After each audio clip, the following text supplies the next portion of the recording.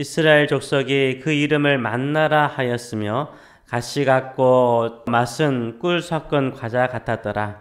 모세가 이르되 여호와께서 이같이 명령하기를 이것을 오벨에 채워서 너희 대대 후손을 위하여 간수하라. 이는 내가 너희를 애굽 땅에서 인도하여 낼 때에 광야에서 너희에게 먹인 양식을 그들에게 보이기 위함이니라 하셨다 하고, 또 모세가 아론에게 이르되 항아리를 가져다가 그 속에 만나 한 오벨을 담아 여호와 앞에 두어 너희 대대로 간수하라. 아론이 여호와께서 모세에게 명령하신 대로 그것을 증거판 앞에 두어 간수하게 하였고, 사람이 사는 땅에 이르기까지 이스라엘 자손이 40년 동안 만나를 먹었으니 곧 가나안 땅 접경에 이르기까지 그들이 만나를 먹었더라. 오벨은 10분의 1 에바이더라. 아멘. 오늘 이 말씀을 가지고 만나 항아리를 보이는 곳에 두라, 만나 항아리를 보이는 곳에 두라 라는 제목으로 같이 은혜를 나누기로 합니다. 신앙은 삶 속에 배어 있습니다. 그래서 삶 자체가 신앙이고, 또 삶 속에 자녀들을 향한 신앙의 교육의 흔적이 또 있어야 됩니다. 우리가 늘 기억하는 게 중요하죠. 지금은 성경책이 있지만 옛날 같은 경우에는 사람들에게 기억하게, 신앙을 기억하게, 하나님을 기억하게, 하나님의 역사를 기억하게 하는 어떤 물건들을 두곤 하였습니다. 물론 그것들이 안 좋게는 우상으로 숭배되는 경우도 있었지만 본질적인 의도는 교육에 있었습니다.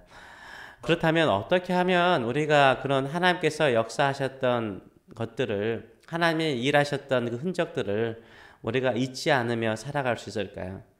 잊지 않는 것은 늘 내 눈에 보이게 놓는 거예요. 늘 내 눈에 잘 보이게 두면은 사람은 그것을 보면서 기억을 하는 것입니다. 그래서 제일 중요한 것은 늘 기억하기 위해서는 늘 내 눈에 잘 보이는 곳에 두는 것이 제일 중요한 것입니다. 거실 벽이나 책상에 부모님의 사진이나 친구들과 친한 친구들의 사진을 걸어두는 사람들이 있곤 합니다.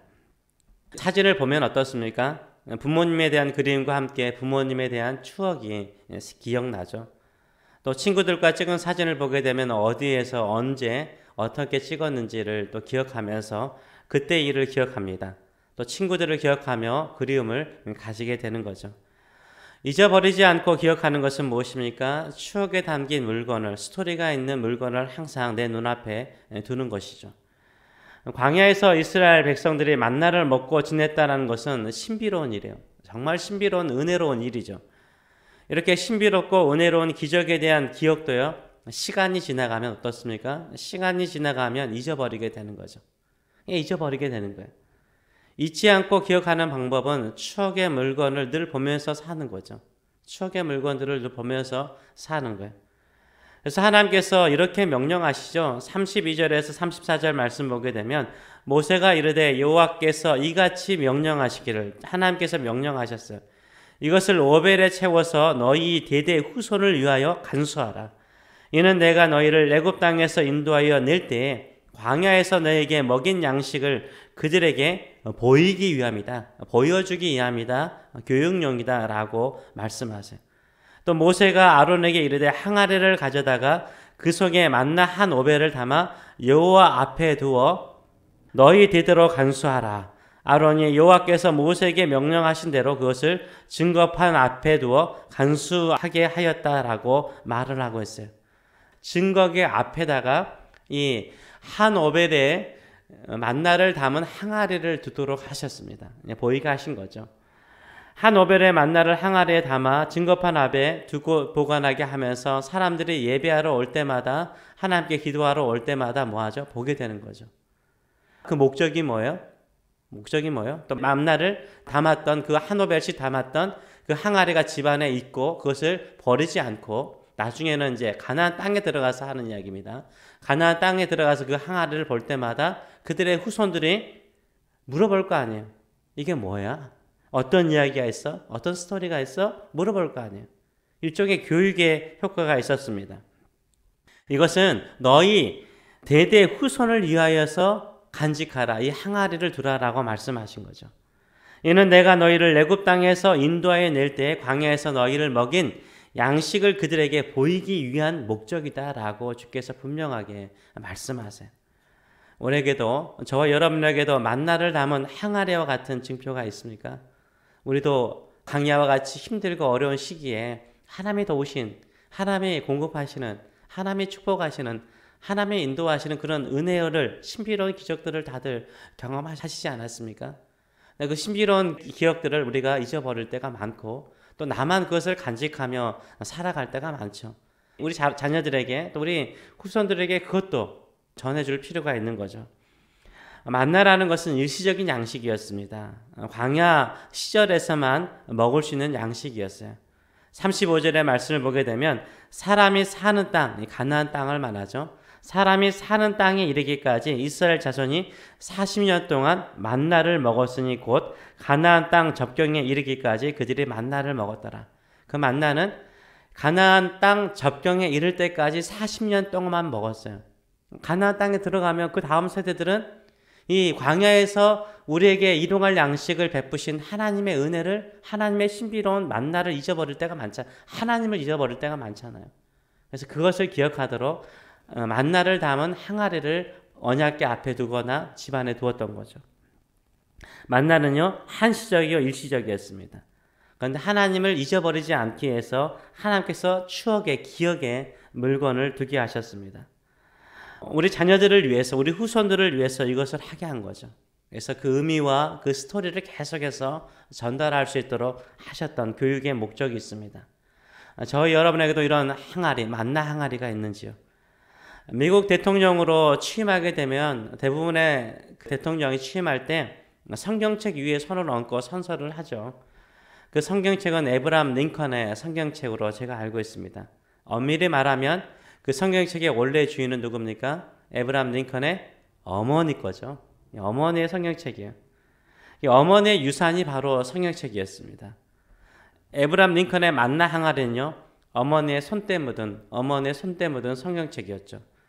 그 첫 번째 어머니 낸시 어머님께서 일찍 돌아가시죠.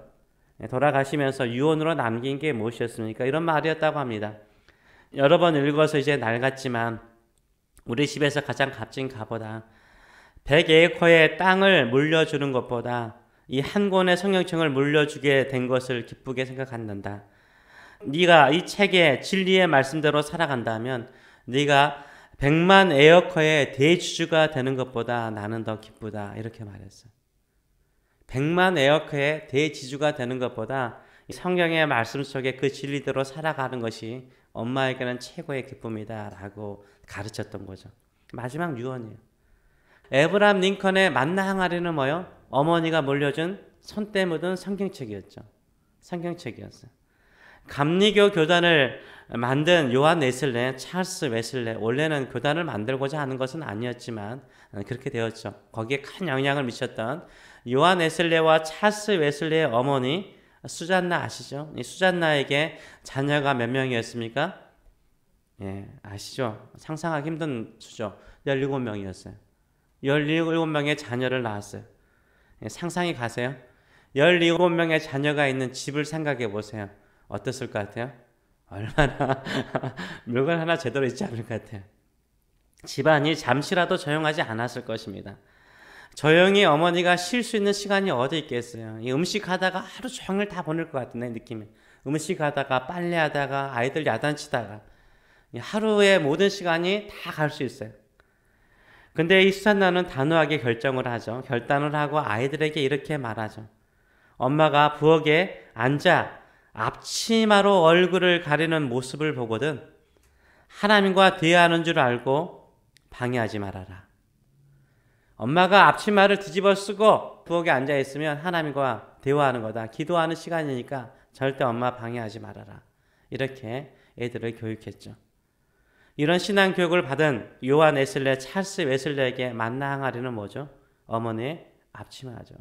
어머니의 앞치마. 앞치마를 보면서 항상 생각하는 게 뭐예요? 엄마는 바쁘고 분주한 중에도 뭐 하는 사람이요? 기도하는 어머니다. 늘 우리 자녀를 위해서 기도하는 어머니다. 이런 교육을 준 거죠. 일상의 삶 속에서 100마디의 말보다 우리가 어떻게 하나님을 섬기고 하나님을 믿고 있는가를 보여주는 게 되게 중요한 거예요. 자녀들에게 엄마 왜 새벽마다 어디가? 교회가. 왜 교회가? 하나님께 은혜를 구하러. 이런 것이 교육인 거죠. 교회에서도 또한 찬양하고 기도하고 성경을 공부하는 것도 되게 중요하죠. 또 집안에서도 하셔야 돼요. 교육을 위해서 하셔야 되는 거예요. 만나 항아리가 되기 위해서 하셔야 돼요. 집에서도요, 찬양의 소리가 있어야 되고요. 엄마가 불러야 되고요. 그러면 아이들은요, 왜 해? 우리 아들도 가끔은 차 안에서 내가 찬양하면 되게 싫어할 때도 많아요. 그것도 문 열어놓고 못 부르는 찬양하고 있으면 해야 돼요. 그러면 아이들은 왜 해? 아, 시끄러워. 그러면서도요, 나중에요, 그 찬양을 기억해요. 엄마가 읊조렸던 그 찬양, 우리 어머니가 불렀던 찬양. 성경조리가 읽거나 목소리를 내고 읽으면 아, 이 구절은 어머니가 큰 소리를 읽었지. 기억하는 거예요. 또 기도하고 있으면 어머니가 기도했던 자리 기억하는 거예요. 자녀들에게 말로 하는 교육도 중요하죠. 열심히 가르칠 필요가 있습니다. 또한 보여주는 신앙이 되게 중요해요. 오랫동안 기억하게 만듭니다. 우리에게 일용할 양식을 주시는 분은 전능하신 하나님이시고 그 하나님이 광야의 생활 동안 먹이시고 입히셨음을 가르쳐주기 위해서 그 만나를 담은 항아리를 두게 하셨습니다. 우리에게도 이런 만나 항아리가 있기를 원하고 우리 자녀들에게 우리 후손들에게 만나 항아리를 남겨주시는 저와 여러분 되시길 축원합니다. 기도하겠습니다. 살아계신 하나님 아버지, 여기에 앉아있는 이 자리가 우리의 만나 항아리입니다. 자녀들은 자고 있겠지만 엄마가 일어나서 새벽마다 나와서 기도하는 이 자리, 피곤할지라도 밤늦게 들어올지라도 새벽을 깨우며 기도하는 이 자리, 기도 없이는 살아갈 수 없고 기도만이 우리에게 참된 안식을 주고 빛으로 인도하며 우리 자녀들을 복되게 하며 우리 자녀의 인생의 길이 되며 빛이 되며 생명이 되며 능력이 되며 축복이 되며 그들의 인생을 복되게 하기에 기도하는 이 어머니의 이 자리, 새벽을 깨우는 이 새벽의 자리를 우리 자녀들이 기억하게 하여 주시고 그들이 힘들고 어려울 때마다 일어나서 기도하는 자녀들 되게 하여 주시기를 간절히 간구합니다. 한국인 크리스찬들의 특징이 무엇입니까? 새벽마다 일어나서 부르짖어 하나님의 은혜를 구하였더니 하나님께서 50년 만에 강하고 경제적으로 부유한 나라가 되게 하셨습니다. 우리 자녀들에게도 우리가 물려줄 수 있는 것은 무엇입니까? 한국인으로서 다른 것이 무엇입니까? 라고 물을 때는 새벽 기도를 한다. 새벽마다 울부짖어 기도할 때 새벽에 오시는 하나님, 새벽에 축복하신 하나님, 새벽에 역사하신 하나님을 경험한 크리스찬들이 한국 크리스찬들이란다. 만나 항아리를 전달해주는 저희들의 삶들이 될 수 있도록 축복하여 주시옵소서. 감사드리며 예수님의 이름으로 기도하옵나이다. 아멘.